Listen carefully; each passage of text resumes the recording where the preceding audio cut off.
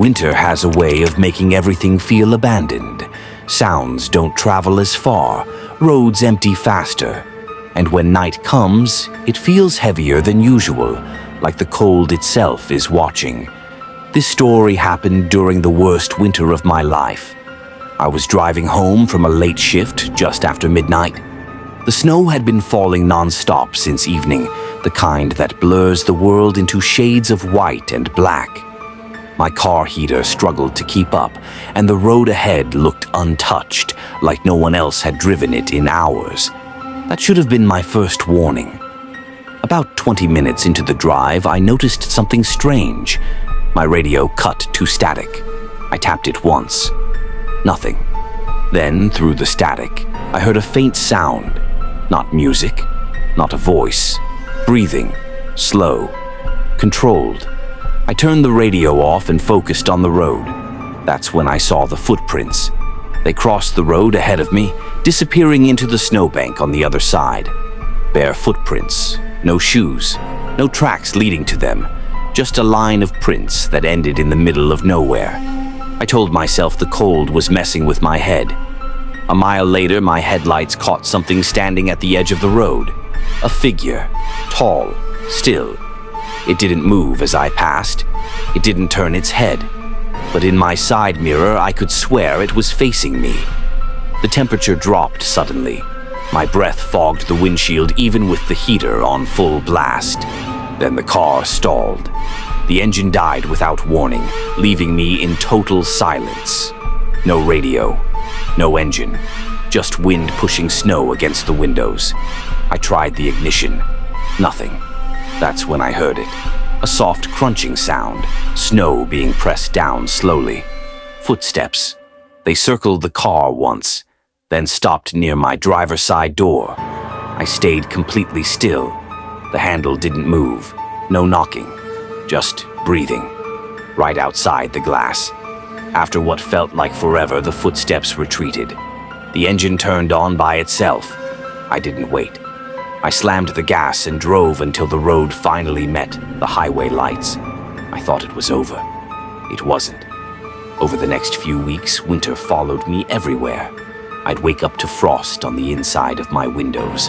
My phone would die every night at exactly 2:17 a.m. And sometimes when I stepped outside, I'd see footprints leading up to my door. Bare, always stopping inches away.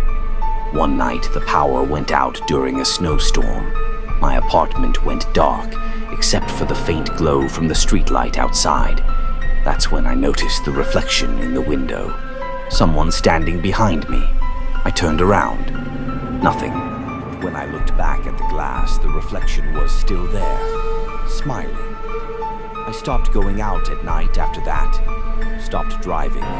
Stopped answering unknown calls. But winter has a way of waiting. The final night came during a blizzard warning. I was lying in bed when I heard the sound of snow being brushed off my front door. Slow, careful. Then 3 soft knocks. I never opened the door. In the morning, the snow outside was untouched, except for one thing. A single line of footprints, leading away from my house into the woods. I thought the footprints would be the end of it. I stood at my window for a long time that morning, watching the trees at the edge of the woods sway under the weight of snow. The line of footprints disappeared between them, swallowed by shadow and branches. No animal tracks, no signs of anything returning. For the rest of the day, I tried to act normal. I cleaned the house, I turned the heat up. I told myself whatever happened during the storm was just fear mixed with exhaustion. That night, the temperature dropped even lower. The kind of cold that seeps through walls and settles into your bones. I wrapped myself in blankets and left every light on, but the quiet felt different now, thicker, like the house was holding its breath. Around midnight, I heard the sound of something scraping against the side of the building. Slow, irregular. I muted the TV and listened. It sounded like someone dragging their fingers along the siding as they walked past the house. I told myself it was branches moving in the wind, but the sound didn't stop when the wind did. It moved toward the back of the house. Then it stopped. Minutes passed, maybe longer. I didn't check the time. That's when I heard the footsteps inside. Not upstairs, not downstairs. In the walls, soft thuds moving slowly, like something pacing just behind the drywall. Every step was deliberate, evenly spaced. I pressed my ear to the wall, my heart pounding so hard I thought it would drown everything out. The footsteps stopped directly on the other side. I backed away. The heat kicked on suddenly, blowing cold air instead of warm.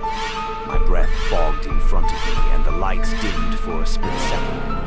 Then the whispering started. Not words, just the sound of air being pushed through something that didn't need to breathe. It came from every direction at once. I locked myself in the bedroom and stayed there until morning. The next day I noticed frost forming along the inside corners of every room. Not on the windows, on the walls. Perfect thin lines of ice tracing the shape of the house. That night the power went out again. This time it didn't come back on. I sat in the dark, listening to the house settle, when I heard the front door open. Slowly. I knew I'd locked it. I always did. But the sound was unmistakable. The soft creak of hinges moving carefully, like whoever was opening it didn't want to be heard. Footsteps crossed the living room. Bare. Wet. They stopped outside my bedroom door. I stared at the handle, waiting for it to turn. It didn't. Instead, something leaned against the door from the other side. The wood bowed slightly, just enough for me to notice. A long shadow spilled across the floor beneath the door frame. Then came the cold. Not air. Pressure. Like the temperature itself was being forced through the cracks. I don't remember falling asleep, but when I woke up, sunlight was coming through the curtains. The door was still closed. The house was silent. Outside, the snow was untouched. No footprints, no signs of anyone leaving. That was the night I decided to leave. I packed what I could fit into my car and drove before sunset, before the cold had time to settle in again. The roads were mostly clear, but the farther I got from town, the heavier the snow became. About an hour into the drive, I realized something was wrong. The snow ahead of me looked undisturbed.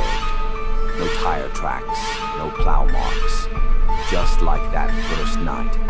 My phone lost signal, the radio filled with static. And then, without warning, the heater shut off.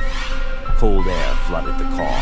I tightened my grip on the steering wheel and kept driving, refusing to slow down. That's when I saw them. Footprints appearing in the snow behind my car, not following the road, keeping pace with me. Every time I checked the mirror, they were closer. I don't remember how long I drove like that. Eventually, the road lights appeared ahead, and the footprints vanished as suddenly as they'd appeared. I never went back. Winter still finds me sometimes. On quiet nights when the temperature drops without warning, I'll wake up with frost on my windows and that familiar pressure in my chest. And if I listen closely, I can still hear it. Walking just outside, waiting for the cold to be enough.